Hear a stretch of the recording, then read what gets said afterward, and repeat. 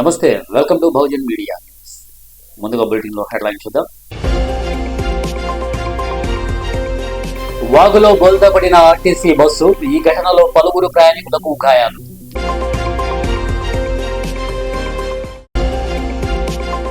నిద్రిస్తుండగా దిండుతో ఊపిరాడకుండా చేసి ప్రియుడితో కలిసి భర్తను కడతీర్చిన భార్య.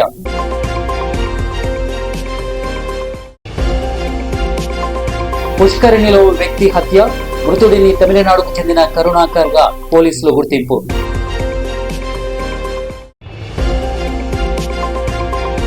జీపీఆర్ వెంచర్ లో భారీ మోసం, ఫ్లాట్ ఓనర్లు ఆవేదన. ఫ్లాట్ చేసిన భూమికి అక్రమంగా పట్టేదారు పాస్బుక్లు.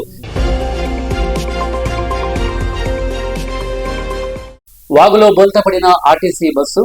ఆదిలాబాద్ జిల్లా ఉట్నూరు మండలం షాంపూరు బ్రిడ్జి వద్ద ఆర్టీసీ బస్సు అదుపు తప్పి వాగులో పడిపోయింది. ఈ ఘటనలో పలువురు ప్రయాణికులకు గాయాలయ్యాయి. వారిని చికిత్స నిమిత్తం ఆసుపత్రికి తరలించారు. పోలీసులు, అధికారులు ఘటనా స్థలానికి చేరుకుని సహాయక చర్యలు చేపట్టారు.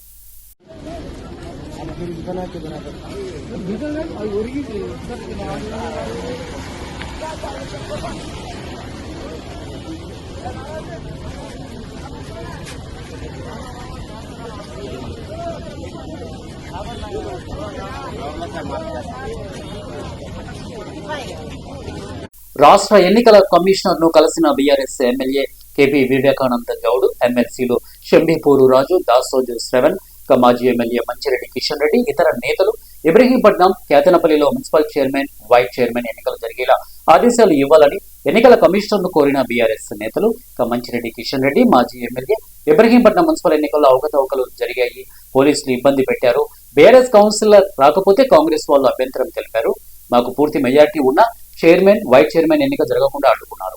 కోర్టు స్టే పేరుతో చైర్మన్ కు ధృవీకరణ పత్రం ఇవ్వలేదు. స్టే ఎత్తివేసినా ఇప్పటి వరకు చైర్మన్ ఎన్నికను ప్రకటించకుండా నాంచుతున్నారు. వైస్ చైర్మన్ ఎన్నికను జరపడం లేదు. కిడ్నాప్లు కేసులు పెడుతూ కాంగ్రెస్ డ్రామాలు చేస్తోంది. బీఆర్ఎస్ కు 14 మంది కౌన్సిలర్లు ఉన్నారు. కాంగ్రెస్ పార్టీకి 8 మంది కౌన్సిలర్లు ఉన్నారు. దాసోజు శ్రవణ్ ఎమ్మెల్సీ రాష్ట్రంలో ఫెయిర్ గా ఎన్నికలు నిర్వహించలేదు. ఎన్నికల్లో అధికార పార్టీకి లబ్ధి చేకూర్చేలా అధికార యంత్రాంగం వ్యవహరిస్తోంది. రాజ్యాంగం పట్ల గౌరవం ఉన్న వాళ్ళు ఇంత దుర్మార్గానికి పాల్పడతారు. ఇబ్రహీంపట్నంలో అధికారులు కాంగ్రెస్ పార్టీ ఎమ్మెల్యేలతో కుమ్ముక్కయ్యారు. ప్రజల తీర్పును హత్య చేస్తున్నారు అని వారు మాట్లాడుతున్నటువంటి అంశం మనకు కనపడుతోంది. పోలీస్ ఆయన లెటర్ ఏమని రాస్తాడు చూడరిగో 16వ తారీఖు నాడు ఆడియో.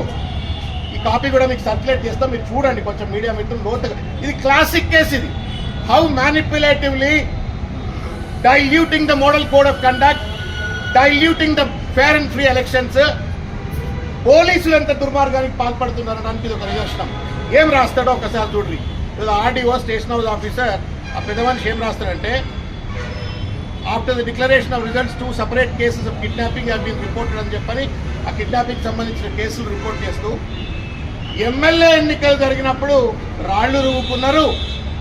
ఇవాళ ఈ మున్సిపల్ ఎన్నికల సందర్భంగా టీఆర్ఎస్ వాళ్ళు 5,000 మంది ఉన్నారు, కాంగ్రెస్ వాళ్ళు 5,000 మంది ఉన్నారు.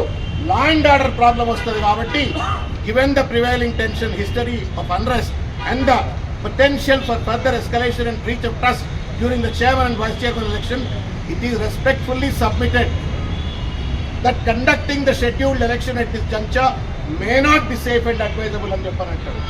అంటే లా అండ్ ఆర్డర్ ప్రాబ్లం ఉంది. వేలాది మంది బీఆర్ఎస్ వాళ్ళు, కాంగ్రెస్ వాళ్ళు ఈ ఎన్నిక కోసం అని చెప్పని టౌన్లో ఉన్నారు. మాకు చేత కాదు, మేము పోలీసు వాళ్ళం కాము, మాకు లాఠీలు లేవు, తుపాకులు లేవు, వాళ్ళని చూస్తే భయం అవుతుంది, మాకు ఈ ఎన్నికను పోస్ట్పోన్ అని చెప్పని లేఖ రాస్తాడు. సిగ్గండి ఇది. It's an insult. ఆ సిఐ పేరు ఏం పేరు, రాజు అట, ఆయన వదిలిపెట్టం ఇటువంటి అటవైన శాఖలు చేస్తాం ఇవన్నీ కూడా నాన్ సెన్స్. ఇది ఏసీపీ సిఐ ఇద్దరు వచ్చి ఇంత చీలడ్రా మాట్లాడతారా? ఇది who gave you authority to direct the RDO not to conduct election? ఇట్లా కుట్రపూరితంగా 16వ తారీఖు నాడు ఎన్నికను భగ్నం చేసిండ్రు. 17వ తారీఖు నాడు ఎన్నిక జరిగితే ఆ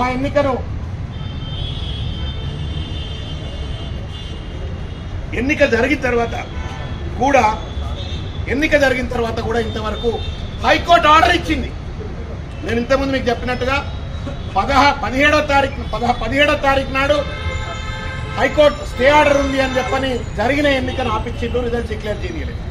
18th నాడు పెద్దలు వీరు పోయి మళ్ళా హైకోర్టు తలుపులు తడితే హైకోర్టు ఏం చేసింది, నేను 17వ తారీఖు నాడు ఇచ్చిన స్టేని నేను వికెట్ చేస్తున్నా, as usual you can go on with your elections అని చెప్పని మళ్ళా 18వ తారీఖు నాడు హైకోర్టు ఆర్డర్ ఇచ్చింది. అక్రమ సంబంధం ప్రియుడితో కలిసి భర్తను కడతీర్చినటువంటి భార్య చేవెళ్ల అక్రమ సంబంధం పెట్టుకున్నటువంటి భార్య ప్రియుడితో కలిసి భర్తను కడతీర్చింది.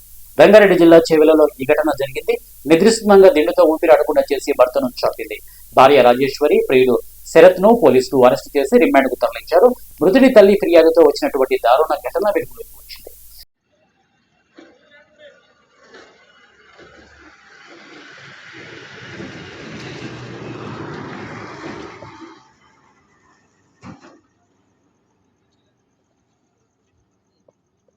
కేశినేని ఫౌండేషన్ ద్వారా రైతులకు ఆర్గానిక్ వ్యవసాయంపై సమగ్ర శిక్షణ.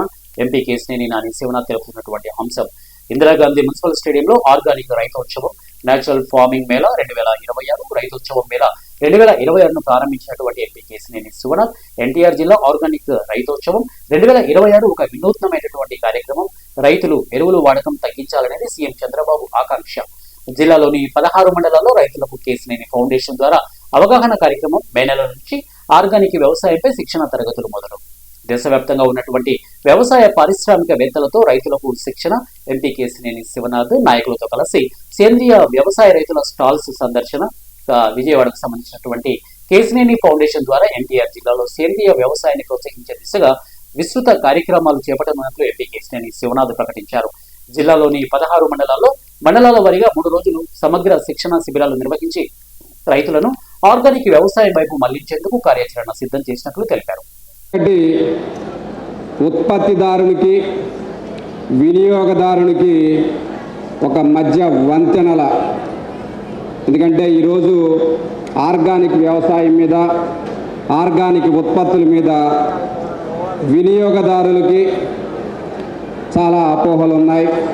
అలానే ఉత్పత్తిదారుకు కూడా చాలా అపోహలు ఉన్నాయి. ఈ అపోహలు తొలగించడానికి ఏవైతే అపోహలు ఉత్పత్తిదారుల మెదడులో, వినియోగదారుల మనసులో ఉన్నాయో వాటిని తొలగించడానికి ఈ సదస్సు నిర్వహిస్తున్నాం. ఆర్గానిక్ సర్టిఫికేషన్ అథారిటీ ఈ అపోహలు తొలగించడానికి ఒకటి చంద్రబాబు నాయుడు గారు చాలాసార్లు సమీక్షలో కూడా చెప్పడం జరిగింది.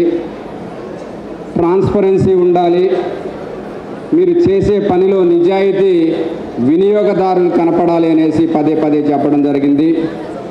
దానిలో భాగంగా ఒకటి ఉత్పత్తిదారులందరూ కూడా మేము పదే పదే చెప్తున్నాం, మీరు పండించే పంట మీద నమ్మకం వినియోగదారులు కలగాలంటే మా సహకారం తీసుకొని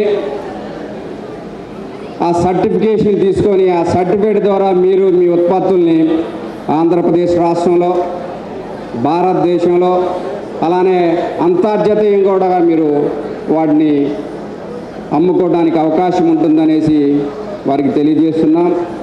ఇంతమంది స్థాపనార్థాలు కన్నీళ్లు తగిలి రేవంత్ రెడ్డి ఏం బాగుపడడు, ఇల్లు పోతుందేమో అని 10 రోజుల నుండి నరకం అనుభవిస్తున్నాం. ప్రశాంతత లేదు, నిద్ర పట్టట్లేదు. గత ఎన్నికల్లో మేము కాంగ్రెస్ పార్టీకి సపోర్ట్ చేశాం, కానీ ఇల్లు కూల్చేస్తారు అంటే ఇంకోసారి సపోర్ట్ చేస్తామా?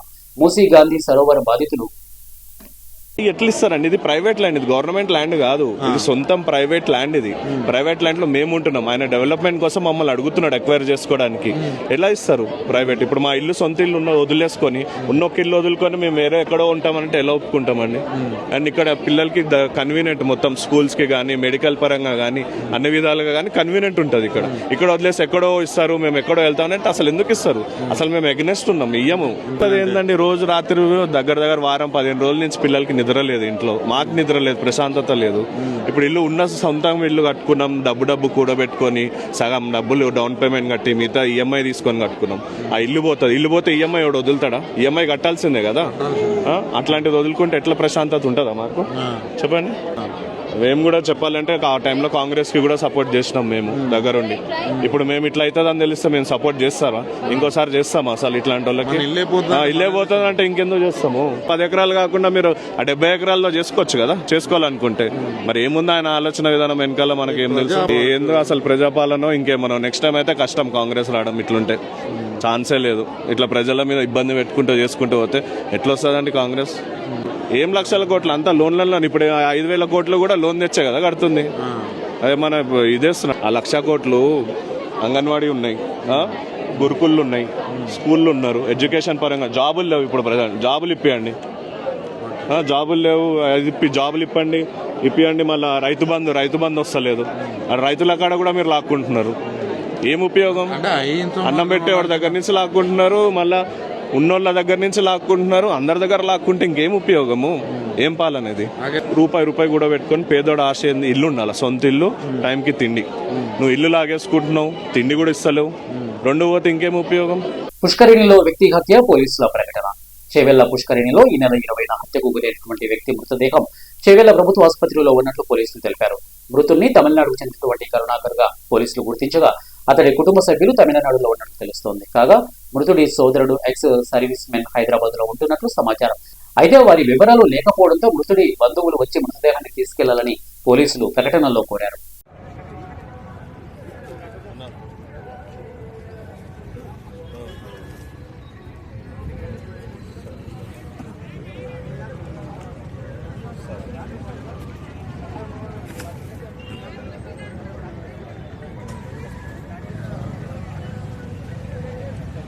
ప్రకాశం జిల్లా వ్యాప్తంగా ఇంటర్ పరీక్షలు ప్రారంభం.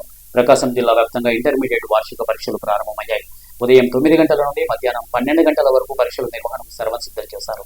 పరీక్ష కేంద్రాలకు విద్యార్థులు అరగంట ముందుగానే చేరుకోవాలని కఠిన ఆదేశాలు జారీ చేశారు. నిమిషం ఆలస్యమైన పరీక్ష కేంద్రాలకు అనుమతించేది లేదని విద్యాశాఖ స్పష్టం చేసింది. మార్చి 24వ తేదీ వరకు నిరంతరాయంగా ఇంటర్ పరీక్షల షెడ్యూల్ కొనసాగుతుంది. జిల్లా వ్యాప్తంగా మొత్తం 31 పరీక్ష కేంద్రాల్లో పకడ్బందీగా ఏర్పాట్లు పూర్తి చేశారు. మొదటి మరియు రెండో ఏడాది కలిసి మొత్తం 17,327 మంది విద్యార్థులు పరీక్షలకు హాజరవుతున్నారు.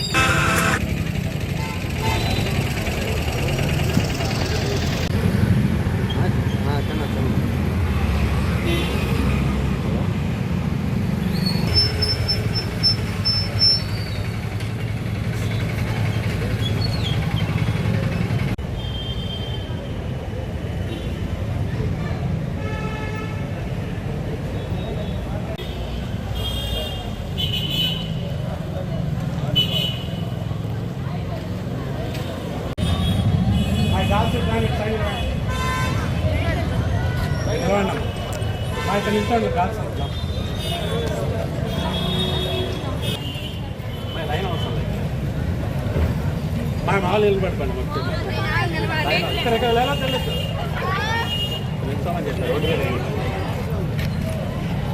తెలుసుకోండి అందరూ 10 నిమిషాలు ఎలా దేవుడు దూరం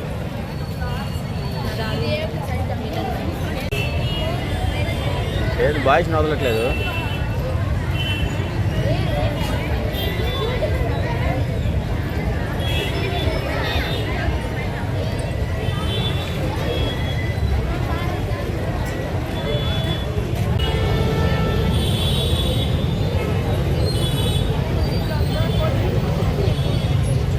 good morning all of you. మా ఈరోజు ఫస్ట్ ఎగ్జామ్ స్టార్ట్ అవుతుంది. ఫస్ట్ ఇయర్ ఫేస్ లో టెన్షన్ కనిపిస్తుంది. ఎక్స్ట్రా పేపర్స్ ఏమైనా అవుతుంది తీసేసేయండి. ఎగ్జామ్ కార్డ్స్ ఏదైనా ఎక్స్ట్రా పేపర్ తెచ్చుకుంటే హౌస్లో కానీ ఇవన్నీ తీసేయండి. 6, 7, 8 వచ్చేసి ఫస్ట్ ఫ్లోర్ ఇటు వెళ్ళాలి. 5, 6, 7, 8కి వెళ్ళిపోవాలి. బ్లాక్ బి వచ్చేసి అటు పక్క బిల్డింగ్ 9.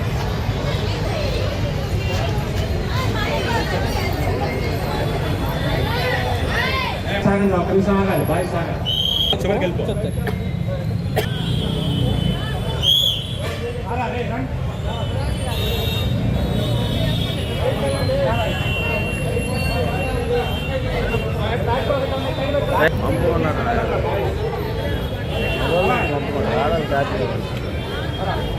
వాళ్ళంతా వెళ్ళండి రా వెళ్ళండి.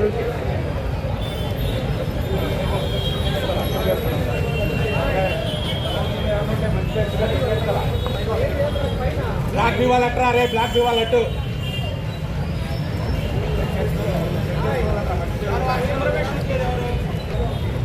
ఉన్నారు. ఆల్రెడీ వీళ్ళు ఉన్నారు.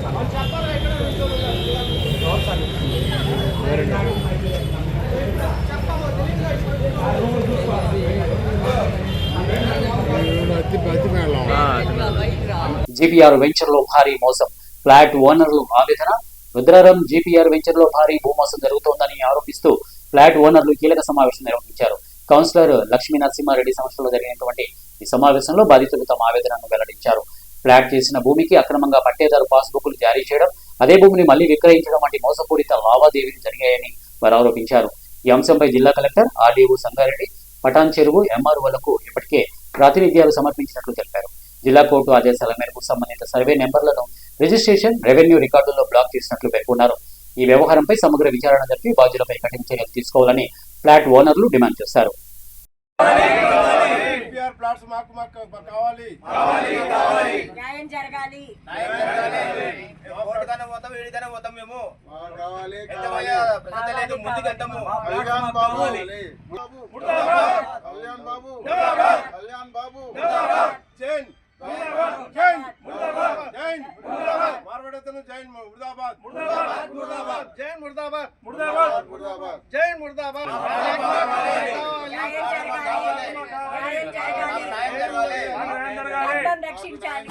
ఓకే ఓకే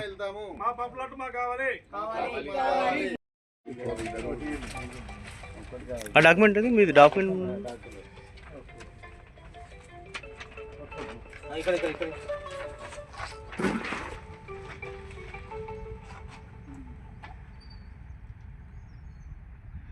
స్లోగన్స్ ఏమని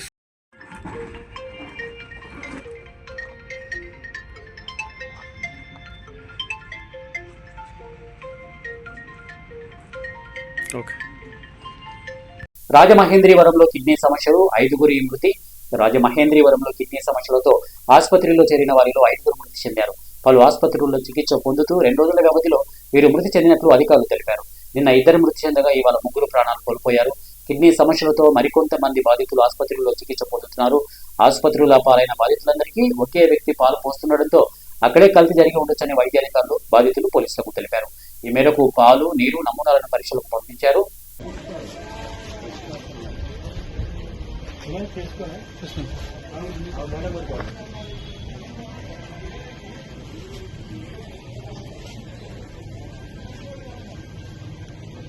పాముకాటు ఘటన అబద్ధం.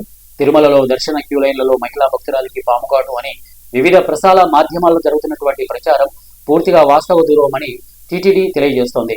తెలంగాణ రాష్ట్రం వరంగల్ జిల్లాకు చెందినటువంటి శరత్ బాబు, మౌనిక అనే దంపతులు ఆదివారం రాత్రి శ్రీవారి దర్శనార్థం తిరుమలకు వచ్చారు.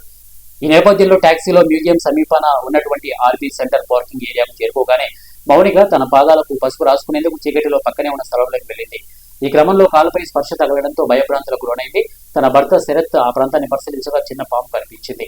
వెంటనే భద్రతా సిబ్బందికి సమాచారం అందించడంతో అప్రమత్తమైన సిబ్బంది వెంటనే తిరుమలలోని అశ్విని ఆసుపత్రికి తరలించారు. వైద్యులు పరీక్షలు నిర్వహించి ఎలాంటి పాముకాటు లేదని నిర్ధారించారు. అయినప్పటికీ మహిళా భక్తురాలి ఆరోగ్య శ్రేయస్సును దృష్టిలో ఉంచుకొని తిరుపతిలోని స్విమ్స్ ఆసుపత్రికి పంపించడం జరిగింది.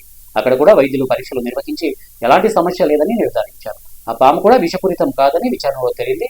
సదరు భక్తులు టీటీడీ సిబ్బంది సహకారానికి కృతజ్ఞతలు తెలియజేశారు.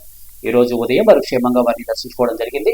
భక్తులు తమ భద్రతా దృష్ట్యా టీటీడీ నిర్దేశించినటువంటి ప్రాంతాల నుండి మాత్రమే క్యూ లైన్లలోకి వెళ్లాలి, కానీ తిరుమల పరిసరాల్లోని నిషేధిత అటవీ ప్రాంతాల్లో సంచరించకూడదని టీటీడీ విజ్ఞప్తి చేస్తోంది. నమస్కారం సార్, నా పేరు శరత్ బాబు, మా వైఫ్ మౌనిక. సో మేము తెలంగాణ స్టేట్ వరంగల్ డిస్టిక్ టేక్మండలం మండలం నుండి వచ్చినాను. మాకు టోకెన్ డేటు 22/2/2026 రాత్రి 10:45కి ఉంది. సో ఆ రోజు నేను మా వైఫ్, నాతో వచ్చిన మా బంధువులు కలిసి ఆ రోజు జీప్లు ప్రైవేట్ ట్యాక్సీలో బ్యాంక్ ఆఫ్ మహారాష్ట్ర ఏటీఎం ముందు డ్రాప్ అయినాము. డ్రాప్ అయిన తర్వాత మా వైఫ్ కాళ్ళకి పసుపు పూసుకోవాలని ఆపోజిట్లో ఉన్న కారు పార్కింగ్ ఏరియాలో పసుపు పూసుకుంటుండగా ఆమె కాళ్ళ మీద ఏదో పారినట్టు అనిపించింది. దానివల్ల ఆమె భయపడి బయట ఏమన్నా చేసిందేమో అనుకొని భయపడినాము. అది చిన్న పాములాగా ఉంది, దాన్ని మేము వెంటనే చంపేసినాము. ఇమ్మీడియట్లీ మా మిసెస్ని లోకల్ గవర్నమెంట్ హాస్పిటల్కి షిఫ్ట్ చేసినాము. అక్కడ వాళ్ళు ఎగ్జామిన్ చేసేసినారు. అపోలో వాళ్ళు కూడా ఎగ్జామిన్ చేసినారు. బట్ వాళ్ళు బయట ఫైండ్ చేయలేదు. మళ్ళీ అది స్నేక్ యాసిడ్తో కూడా వాళ్ళు మాట్లాడేసి నాన్ వేనమస్ అని కన్ఫర్మ్ చేసినారు. But anyway safe side admit చేయమని డాక్టర్ అడ్వైజ్ చేసి కింద తిరుపతిలో సిమ్స్ హాస్పిటల్లో అడ్మిట్ చేసినారు. నిన్న రాత్రి 11 గంటలకు అడ్మిట్ అయ్యి ఈరోజు 5 గంటలకి మేము డిశ్చార్జ్ అయినాము. నో సిమ్టమ్స్ ఏమి లేవు కాబట్టి హాస్పిటల్ యాజమాన్యం కూడా మమ్మల్ని డిశ్చార్జ్ అవ్వమని చెప్పినారు. వికారాబాద్ లో ఘనంగా సంతు సేవలాల్ మహారాజ్ జయంతి ర్యాలీ. ఆధ్యాత్మిక గురువు సంతు సేవలాల్ మహారాజ్ 287వ జయంతిని పురస్కరించుకొని వికారాబాద్ పట్టణంలో బంజారాలు భారీ శోభాయాత్ర నిర్వహించారు. ఈ వేడుకలో గిరిజన సంస్కృతి ఉట్టిపడేలా మహిళలు సాంప్రదాయ దుస్తులతో నృత్యాలు చేస్తూ అలరించారు.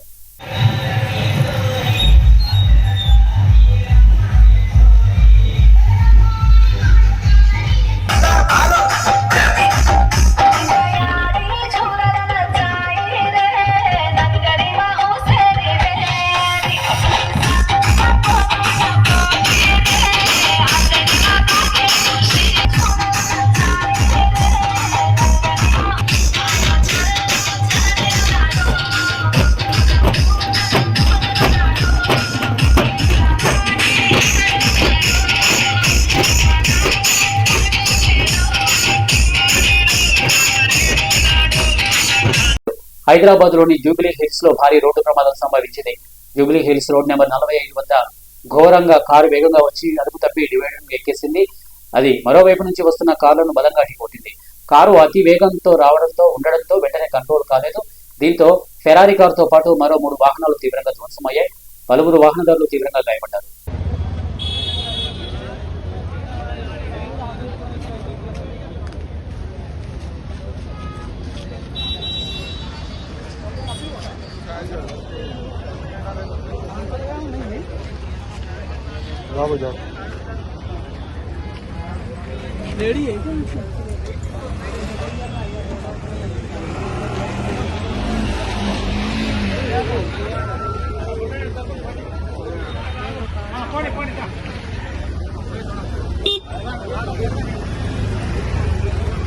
आप लोग जरा पीछे हटो जी, पीछे हटो. ఇంకా జరగండి బాబు, ఇంకా జరగండి. ఫైవ్ నుంచి డ్రైవర్స్ ఏమయ్యారు ఏమో సార్ తెలియదు. వేరే వాళ్ళు ఉండే స్పాట్ లో నేను ఇప్పుడే వచ్చాను సార్. బాబు దొరికారా? ఇద్దరు డ్రైవర్స్ దొరికారా? ఉన్నారు సార్, ఇక్కడ ఉన్నారు. వాళ్ళకు దెబ్బలు తాకింది. డ్రైవర్స్ కి దెబ్బలు తగిలినాయి.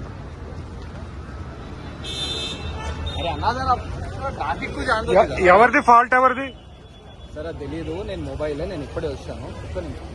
ఇక్కడ